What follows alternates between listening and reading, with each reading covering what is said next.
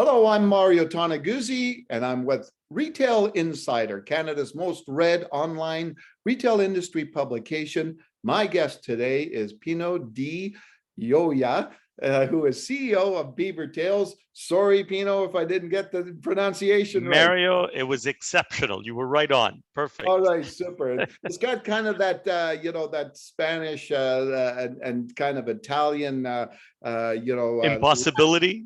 Latin word. Right.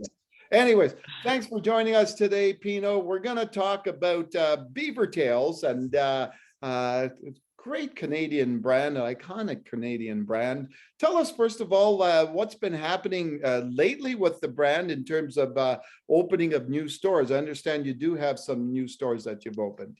31 last year in the middle of a pandemic, 31 signatures. They're not all open yet. We're still trying to find real estate with some of the folks who are maybe watching today.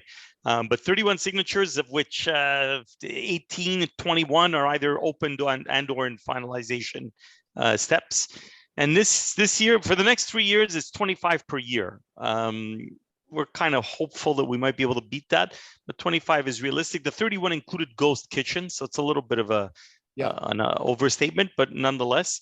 And essentially what's been happening is it's twofold. On the one hand, not everyone can claim this, but those who can will appreciate it. Beaver Tails is a happy food, and the pandemic has caused people to really reassess life in a million ways, as we've all seen. People need their happiness, so we're the right product for the times. Oh, okay, super. What's been your most recent store openings? The last week would have been, or 2 weeks ago was Old Quebec. 2 weeks before that was Vaudreuil. Milton and Burlington are nearing completion. Whistler's nearing completion. Downtown Calgary is in mid-construction. There's a whole bunch of projects on the go. So I'm not in that department, but I know it's in good hands. My wife runs that department, so we're good.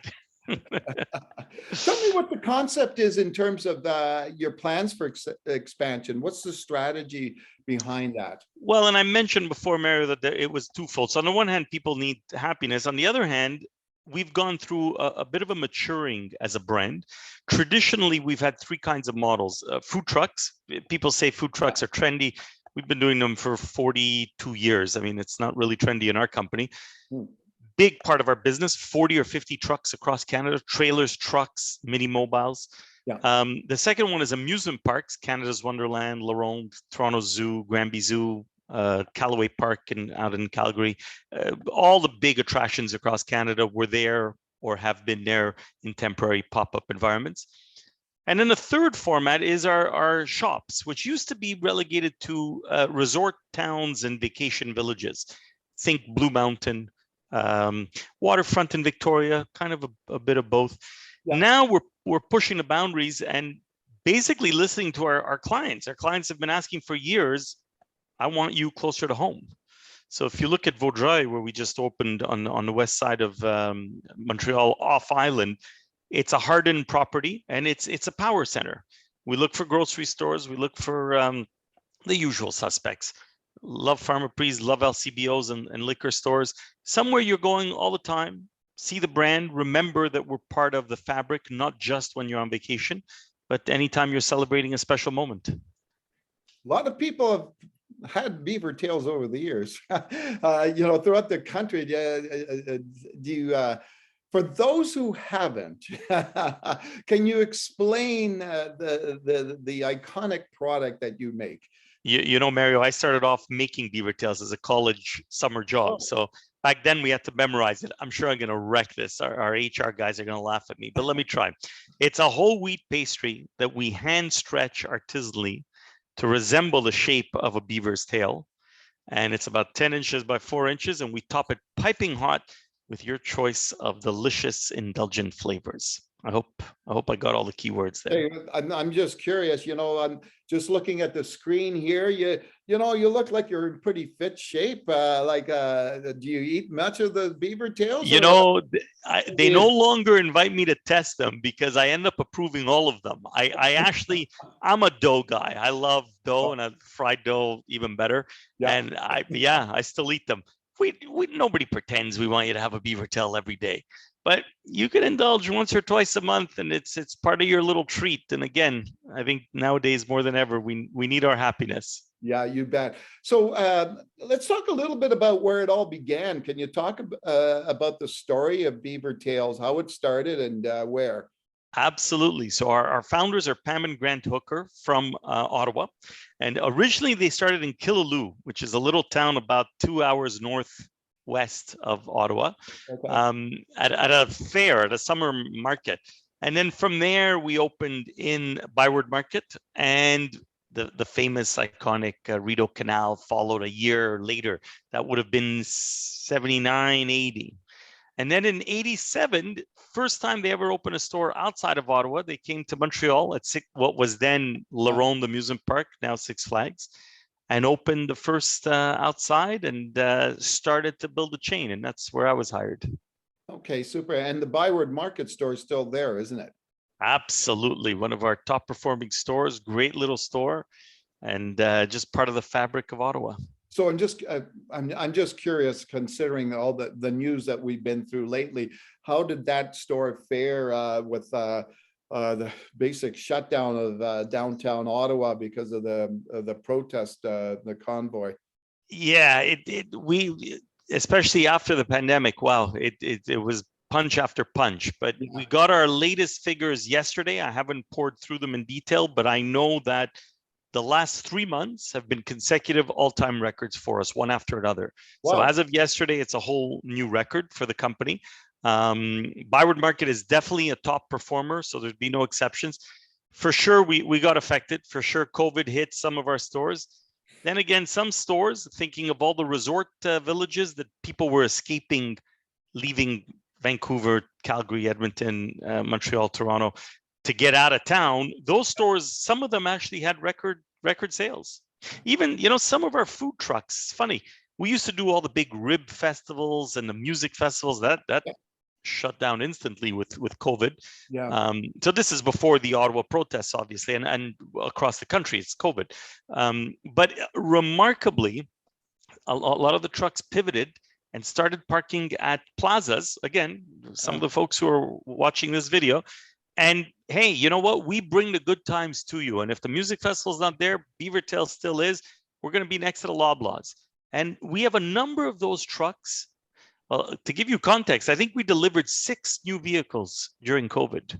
Wow. A number of those trucks were, again, all-time record sales, new levels of performance, and they just they pivoted with the right product for the right time. Yeah, exactly. What the last 2 years have obviously been quite challenging for everybody, right? And I'm wondering, as a business person, an owner, an entrepreneur, what are some of the key lessons you think you learned through the last 2 years?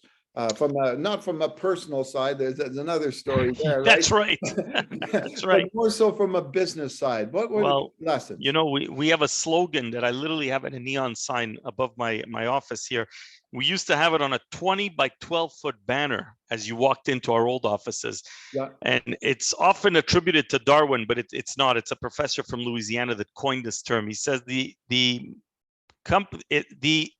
species that survive the most are not the strongest nor the fastest. It is the ones that are most adaptable to change. And I think many people have said those who went into COVID strong came out stronger. And I think what it is those who learn how to surf the waves. If you've got that in your mindset, you'll find, bring on the lemons, we'll give you the lemonade. We'll find ways around it. So we're a curious bunch. It's one of the criteria that we celebrate on our team.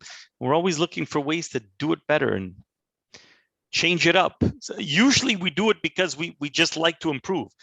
Again, COVID, you're kind of forced into it, but it amounts to the same. Yeah, exactly. You ever had thoughts of expanding the brand elsewhere? Yeah, well, thoughts we do. We regularly field requests from all over the world. At this moment in time, we are in final stages with Qatar and Pakistan. Oh, wow. And we do have distribution licenses in place in Mexico, France, Japan has been inactive since COVID, sadly. Yeah. France, Mexico, and I'm missing one. I'm embarrassed. I'm having a memory lapse there. Yeah. But the way we treat the international territories is they're licensed for distribution. Yeah. So we don't operate on a franchise. It's just too complicated, frankly. So we wholesale them the product all from Canada, and they're allowed to customize it a little bit to their home country. And it's done well for us. And we have about a dozen stores in the US. Sorry, I'm cutting you off there. But in the US, most notably with Dolly Parton in Tennessee. She's a partner with Dollywood, Hershend Family Entertainment. And we have one store with them and are looking to do more. We do quite well with them. Oh, super. Do you think the fact that, traditionally, the brand has been in those places that you mentioned, like the Whistlers, the Blue Mountains, the Banffs of the world, that, these are all, and downtown Ottawa, obviously, near the Parliament buildings, these are all places where tourists come, right? So it would kind of be natural that they would spread the word to when they go back home of, geez, guess what I had? Mario, I think every one of our international franchisees visited Canada on a vacation. So you're absolutely right. And they'll tell us. I was at Banff, I noticed it, I made note of it, it was curious. And then we continued along the country and I saw you again in Winnipeg at a truck, or I saw you in Blue Mountain at the mountain. And then I knew I had to do something. So yeah, tourism works. So Pino, how did you get involved in this? I did not get the job I wanted at Esprit Clothing, kind of like one of the stores behind you on your backdrop there. That was a long, long time ago. That company doesn't exist anymore. And I ended up applying for a job in fast food because, you can always get a job in fast food. Yeah. And hey, as I like to joke, if they don't fire you, it's amazing what you could get done. So they just, I did all the positions from employee to assistant to manager to franchisee to master franchisee to development at head office as a coach visiting the stores, and then CEO. Wow. What do you like most about your job, and especially your job at Beaver Tails? Well, I can't narrow it down to one. I'll give you two. One is we do have a happy product. How do you not? And people joke about it. All my kids' friends joke. I see that you're smiling all the time. Well, it's not like, God forbid, we're making medical devices or something complicated. We're making a happy food. So there could be a lot more stressful ways to live life. And the second thing is that this allows us to be creative, which is not for everyone, but we get to do fun things with this happy product, and that's just a good way to pass the hours. Yeah, no kidding. Yeah. Well, thanks, Pino, for joining us today. It was an absolute pleasure talking to you. Mario, always good to talk to you, and thanks again for thinking of us. All right, super. That was Pino Di Ioia, who is CEO of Beaver Tails. I'm Mario Toneguzzi with Retail Insider. Thanks for joining us today.